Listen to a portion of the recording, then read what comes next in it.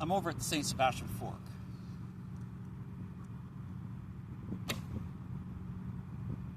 This particular fork is covered in quite a bit of padding on the metal posts on the fork, but it still kicks the crap out of my arrows.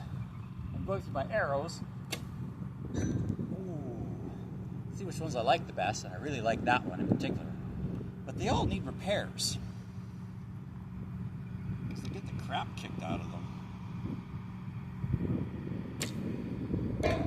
Hitting that bar up top, or the bars up top.